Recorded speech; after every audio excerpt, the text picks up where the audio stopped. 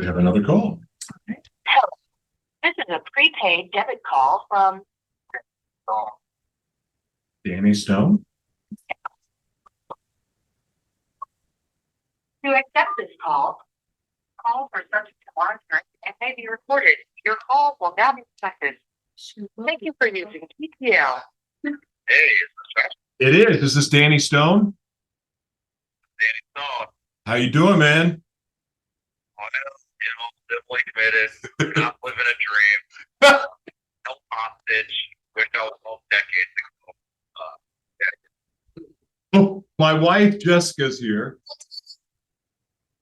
Hey, Jessica. We're really glad to have you. And I actually, you gave the most perfect response to my dumbass question. Question. What? Stay at a time like Bible says. Yeah. Man, I'm glad that you called. And here's the deal. The floor is yours. You can say hi to whoever you want. You can share anything that you feel led to share, anything you want the world to know. And if we feel led to ask questions, we'll ask questions. All right. My name is Danny Stone. I'm a resident of Bush Lake, Minnesota, MSOP. I wasn't a born citizen of Minnesota. I'm actually from Fort Wayne. But my commitment started in 2005. I did 89 days on a technical violation of prison when I was 20 years old. They picked me up when I was 19. On February 1st, I got to prison on my birthday, February 28th. And they had an ECR hearing. I had no idea what that was. And they gave me a level 3. I didn't even have a level. I didn't go in for a reoffense or nothing like that. And and then I go to get out. My girlfriend Ashley comes to pick me up. Had all that approved beforehand. And here's the county sheriff. It's hard down. They're going to pick me up for a whole year. I got this. And so I ended up calling my deal. He said that they had some sort of petition thing for commitment. I was like, what the F? And so we get down there, and the lawyer that I was given said he didn't do anything for 5 minutes. He didn't even say nothing. He didn't contest it. He didn't object or nothing. I got screwed. And so I get transferred to St. Peter and go through the whole process. Well, I beat the commitment. Long story short of it, I beat the commitment. I got dismissed. There wasn't enough evidence to say that I was a pedophile or a serial rapist or any of those things. Doctors even testified I wasn't a pedophile and all those things, that I wasn't a pattern offender or whatever. But the state appealed. Instead of fighting against the county, I was actually fighting against the Attorney General's office, and I had Noah Cashman. He's not a good person. But anyway, so he appealed, got it overturned. And I think the Attorney General actually made threats towards my PO or made a deal or whatever because I got violated basically because I couldn't provide a place to stay. So they just had me at rich level 3. It makes it hard to find places to stay. So my PO, my HRU hearing, it was kind of a deal. It wasn't like it was a 60-day debt violation. It was kind of a deal where they said I had to go back for 60 days or whatever when I beat the commitment. But they said that if I found an address and provided an address, I could get out. So the Attorney General appealed. On the 58th day, actually on the 51st day, he denied 180 in Minneapolis, a halfway house. And then on the 58th day, when Noah Cashman finally submitted his appeal, all of a sudden I was in Rush City Prison at the time. And all of a sudden now I could stay at 180. And my case manager out there at Rush City, she cussed out my appeal for quite a while. Yeah, I basically got screwed. So anyway, appellate court overturned my commitment, and they used offenses from when I was, 12 years old, 16 years old. And then a handful, there's like 2 or 3 uncharged offenses. But it wasn't really offenses, of uncharged situations, I guess, right? That didn't amount to any sort of, there was no evidence of anything really.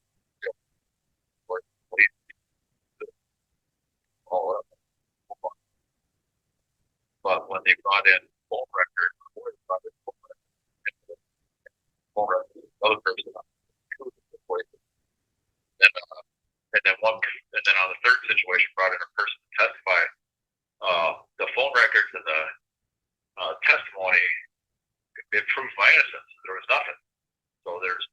allegations from the Attorney General because these situations were somehow the police reports that I didn't know about from the trial that it was behavior towards young girls, but when in fact, like the phone calls never happened. My cell phone records proved that, and the other person's record proved that I'd never called them. So that ended up being a lie.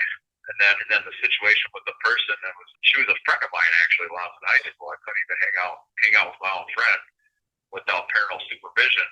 And I knew I had to hang out with her parents or whatever. Well, her mom and dad were divorced, so they weren't even living in the house. Her mom was one of my godmother. And we were in like, vision of her mom or whatever, we spent time together after I got out of jail way back in May of 2004.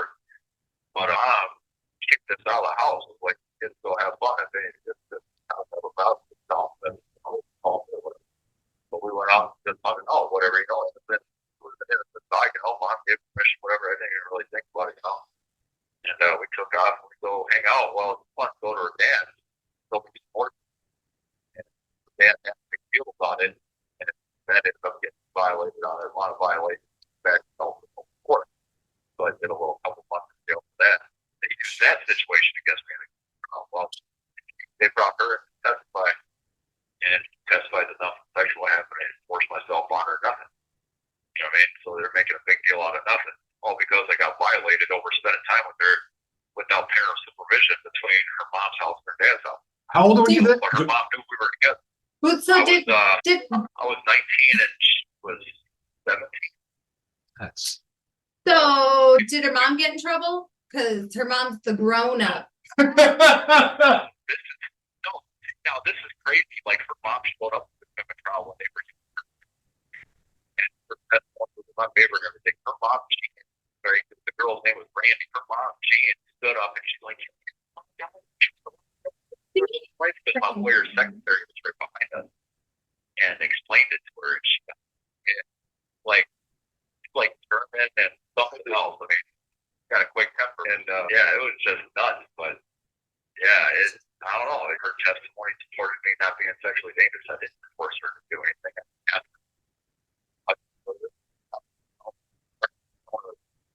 Like Minnesota when I was 7, I met her back when I was 5. You know what I mean?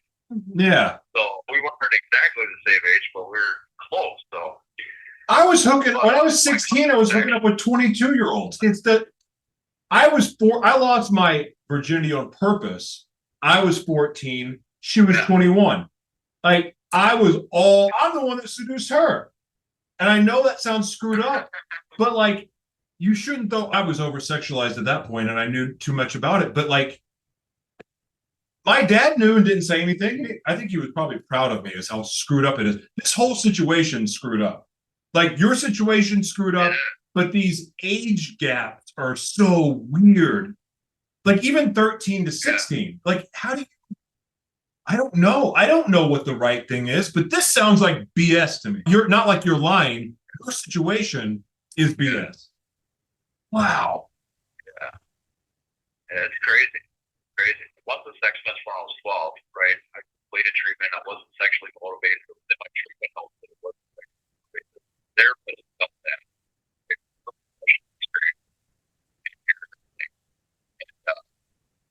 And it wasn't, I mean, I completed treatment, I wrote apology letters, did verbal apologies. I mean, I hated stuff for it, I did all kinds of stuff to get out about that. Nothing worked, so I was like, well, okay. But like this is going on, it'll help it go on a lot. And it did, it took me out of that foster home, put me in another foster home, it's kind of fucked up situation, but it is what it is, bygone. Once it's done, it's done. I felt bad about it at the time. I still feel bad about it, but I don't today look back at it like, damn, I'm a monster. No, I'm not a monster because I did actually assault her. Like I think the bottling thing that's about to happen. I didn't want to think of something. But anyway, that night, the thing when I was 16 was actually an attempted assault, right? And they tried to say that I had a weapon. They didn't, right? And what wasn't said about that situation is that the girl jumps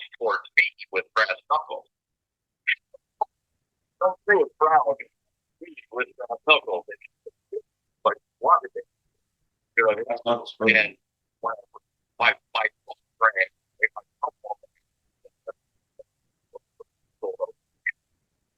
my cell phone rang, and somebody was calling me that wasn't in the crowd, because there was a crowd. There was 20 people on my side, 20 people on her side, and somebody was calling me that wasn't in the crowd. And I reached in my pocket, pulled out my phone, and some idiot on her side thought that I pulled a knife out. I didn't even have a knife on me.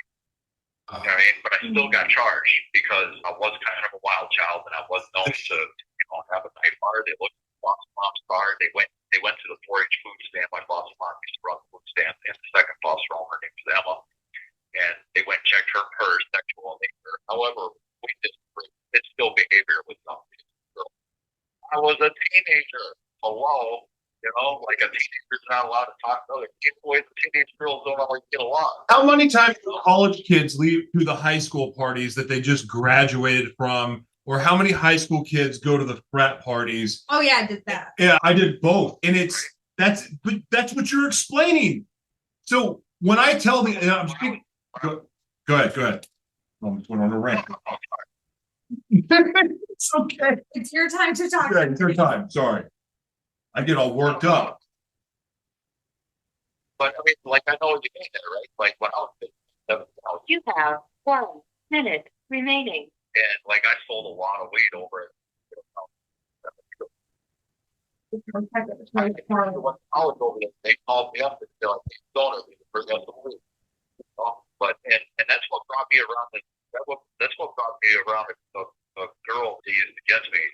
I was 18 years old. I committed a third-degree sexual conduct. We got dismissed later, right? And they still want to use that against me. I was 18, but there's a lot of doctors now that are saying that anybody that commits a sex offense from age 12 to 18 is juvenile only offender.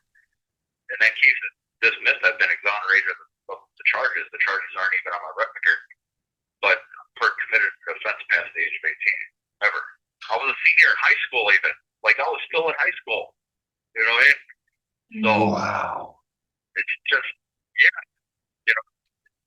21-year-old daughter, she gets her point. Thank you for your. Ah. You gonna call back? No, Daniel told him 15 minutes, but We barely got. I would do like an hour-long interview with him because we just now all of a sudden got to all the crazy stuff. And I don't want to, when I say that, you have to understand something. I'm a shock jock by heart. So I love wild conversations. So I'm almost forgetting that he's locked up in a shadow prison and all of my instincts started to kick in. I'm like, well, now we're getting in a conversation here. Forgetting about what's going on. But that sucks. Yeah. That's another. You shouldn't be there. Kids are kids. And in my opinion, it's the responsibility of the adults to watch, teach, and observe the children until they are adults, or even maybe after if they haven't gotten it. I am he's funny too. I see him, if he gets out, I would love to work with him and teach him how to broadcast and podcast, because there's got to be, because I want to also, I think he's probably also doing the work, and I don't think he wants to stab people still, but I don't know. No, he's funny. I'm laughing, and it doesn't sound like a serial killer. All right.